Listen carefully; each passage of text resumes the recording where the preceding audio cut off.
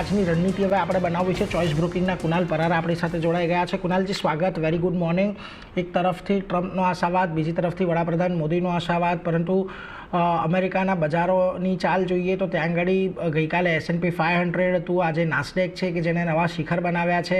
Overall એક મજબૂતી સાથેનું કામકાજ છે। આપણે જેમ ગઈકાલે ને એવી રીતે પણ ચર્ચા કરી રહ્યા હતા કે અહીંયા આપણને એક નો ડાઉટ એક તેજી તરફેનો કારોબાર છે, પરંતુ કોઈ બહુ મોટી તેજીની અપેક્ષા અહીંયાથી તમે વ્યક્ત નહોતી કરી। શું હજી પણ એ જ સ્ટાન્સ અમેરિકાના બજારો પર આપણે રાખી રહ્યા છીએ કુનાલજી? અત્યારે તો ખાસ એવી કોઈ મોમેન્ટમ મને નાસ્ટેક અને ડાઉ નથી જોવા મળી રહી। ડાઉ જોન્સ નાસ્ટેક મને છેલ્લા ઘણા દિવસથી રેન્જ બાઉન્ડ મોમેન્ટમમાં ટ્રેડ કરે છે।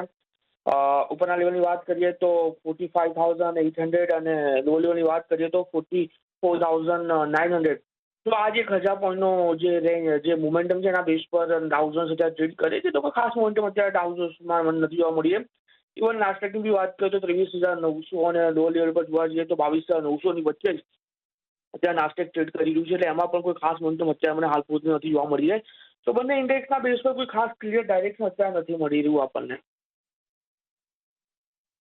એટલે જો ખાસ કરીને કોઈ બહુ મોટું ડાયરેક્શન યા કોઈ દિશા સાચી નથી મળી રહી, એટલે એના પર એક નજર રાખવાની રહેશે। પરંતુ ગઈકાલનો દિવસ થોડોક એટલા માટે પણ પોઝિટિવ રહ્યો કુનાલજી, કારણ કે FIS તરફથી કેશમાં જે સતત એક વેચવાલી ચાલતી આવી રહી છે ત્યાં આગળ થોડીક રાહત જોવા મળી। 2050 કરોડની ખરીદદારી ગઈકાલે FISએ દર્શાવી, તો સામે 83 કરોડની DIIની ખરીદી હતી। આ બધાની વચ્ચે FNOની અંદર જો ઇન્ડેક્સ ફ્યુચર્સ પર તેઓ થોડા પોઝિટિવ થઈને ગયા છે। 280 કરોડની ખરીદદારી છે। ઓપ્શન્સની અંદર 599 કરોડનો એક નેગેટિવ આંકડો છે, પરંતુ અહીંયા પણ તમે ખાસ કરીને જોશો તો એક લોંગ સાઇડના ટ્રેડ જ બનતા દેખાયા છે। સ્ટોક ફ્યુચર્સમાં વેચવાલી છે, ઓપ્શન્સમાં એક ખરીદદારી છે, એટલે થોડીક આશા જન્મી રહી છે આજે FISના આંકડા જોઈને। કારણ કે જુઓ, આપણે જે લોંગ શોર્ટ રેશિયોની પણ છેલ્લા ઘણા સમયથી ચર્ચા કરી રહ્યા છે, થોડોક ઇમ્પ્રૂવ થઈને આપણને 9ની નજીક પહોંચતો ફરી પાછો દેખાઈ રહ્યો છે। આશા જન્મે છે કે અહીંયાથી કોઈક આજે આખું પરિસ્થિતિ બની રહી છે એમાં કોઈક ટર્ન અરાઉન્ડ આપણને આવતો દેખાય કે હજી પણ આ સબડ્યુટ રહેવાની જ આશા છે? એટલે ઓવરઓલ વાત કરીએ ને નીરજ, તો નો ડાઉટ કાલના દિવસમાં કેશમાં ખરીદારી જોવા મળી છે। ઇવન 280 કરોડની અરાઉન્ડની ફ્યુચરની ખરીદારી જોવા મળી છે। સામે સાઈડ ઓપ્શનમાં પણ ખરીદારી જોવા મળી છે। તો ઓવરઓલ જે વ્યૂ બની રહ્યો છે પોઝિટિવ સાઈડનો જ બની ગયો છે, એમાં કોઈ બેમત નથી। કેમ કે તમે જુઓ, જ્યારે FIની સેલિંગ પોઝિશન બનતી જોવા મળી રહી છે, જ્યારે FIની સેલિંગ પોઝિશન બની રહી છે ત્યારે ઉપરના માથાથી સેલિંગ પ્રેશર આવે છે અને નિફ્ટીમાં આપણને નીચેનો ઘટાડો જોવા મળી છે। એવું નથી, તમે જુઓ જૂનમાં આપણને જે 25,600 સુધીના જે હાઈ બનતા જોવા મળ્યા હતા, 25,000 એ જૂનમાં જ FIની નેટ ખરીદારી આપણને જોવા મળી હતી ને એના બેઝ પર સારી એવી રેલી જૂન સિરીઝમાં આપણને નિફ્ટીએ બતાવી હતી। એટલે જે વ્યૂ અત્યારે આ લેવલ પર બની રહ્યો છે એ વ્યૂ અત્યારે ટાઈમિંગ માટે પોઝિટિવ સાઈડનો બની રહ્યો છે FIની એક્ટિવિટી પરથી। અને નો ડાઉટ હજુ પણ net to net month to month અત્યારે સેલિંગમાં જ છે, બટ છેલ્લા 2 દિવસથી બાઇંગ કરીને ચાલી રહ્યા છે, પોઝિટિવ સંકેત છે માર્કેટ માટે।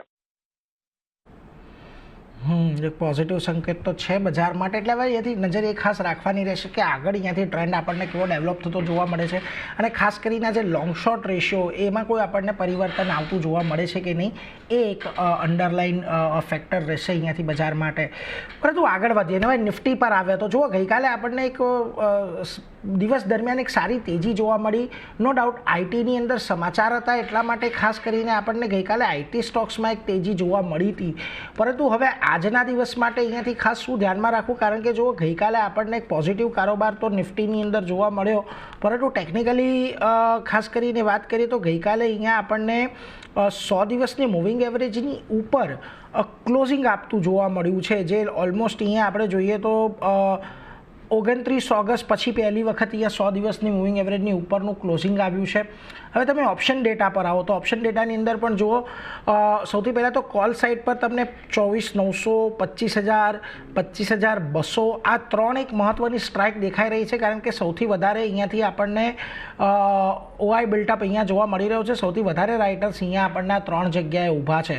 અને પુટ સાઇડ પર વાત કરીએ તો હજી પણ 24,900 તો છે, પરંતુ 24,800 પર એક 41 લાખની પોઝિશનિંગ આપણને દેખાઈ રહી છે. 24,700 24,600 પર પણ એક થોડી ઘણી પોઝિશનિંગ આપણને જોવા મળી રહી છે.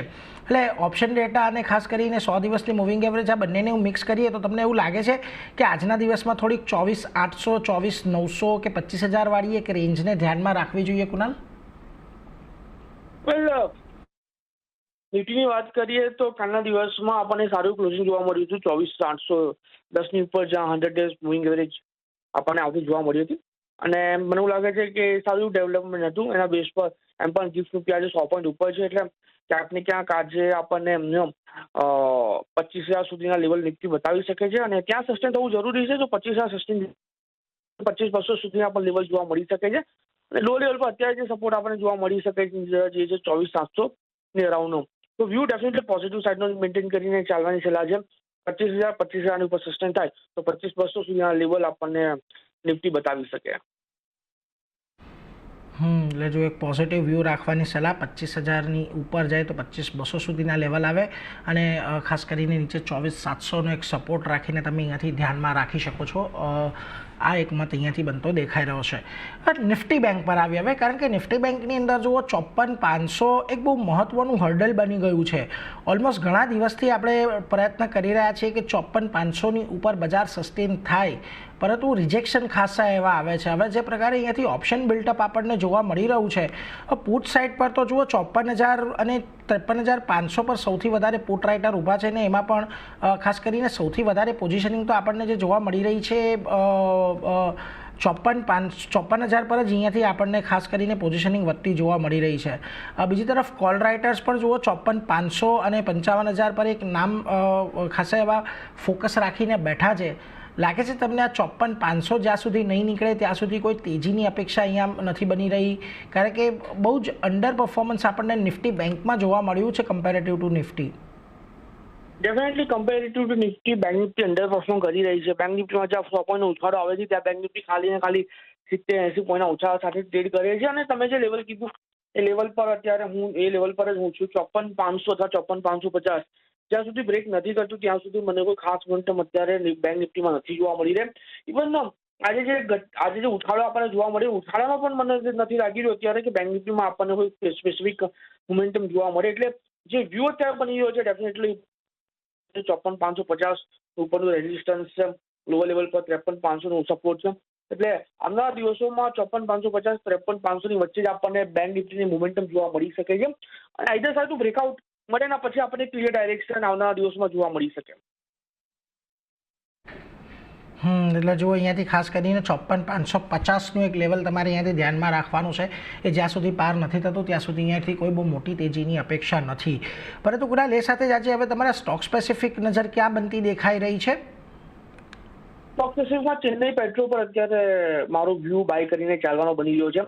723ની અરાઉન્ડ આ સ્ટોકમાં અત્યારે ક્લોઝિંગ છે. 700નો એસએલ મેન્ટેન કરીને ચાલીશું. 750નો પહેલો ટાર્ગેટ, અને એ જો બ્રેક કરે તો 800નો બીજો ટાર્ગેટ પણ આપણને આમાં જોવા મળી શકે.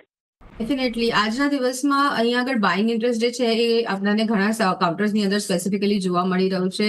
સૌથી પહેલું કાઉન્ટર જે મને અહીંયા ગમે છે તો નોકરીનું કાઉન્ટર છે. અહીંયા આગળ ઓવરઓલ ઇન્ટ્રાડે સ્ટ્રક્ચર જુઓ તો ત્યાં આગળ તમને પોઝિટિવ મોમેન્ટમ જોવા મળી રહ્યું છે, જ્યાંથી બાઇંગ ઇન્ટરેસ્ટ છે. અત્યારે કાઉન્ટર ઓલરેડી 3% ઉપર ચાલી રહ્યું છે, અને હજી પણ આની અંદર ફર્ધર અપસાઇડ પોટેન્શિયલ જે છે એ વિટનેસ કરવા મળી રહ્યું છે. અહીંયા આગળથી ઉપરની તરફ 1425નું લેવલ છે, ત્યાં આગળ સુધી કાઉન્ટરની અંદર એક બુલિશ સાઇડ મોમેન્ટમ જોવા મળી શકે. અને સ્ટોપ લોસ તમારે ખાસ કરીને મેન્ટેન કરવાનો રહેશે. તો અહીંયા આગળ 1367નું લેવલ છે, એને તમે સ્ટોપ લોસની તરીકે અહીંયા આગળ આની અંદર મેન્ટેન કરો. એના સિવાય પણ જે કાઉન્ટર્સ જે છે એની અંદર બાઇંગ ઇન્ટરેસ્ટ જોવા મળી રહ્યું છે તો બજાજ ફાઇનાન્સ છે.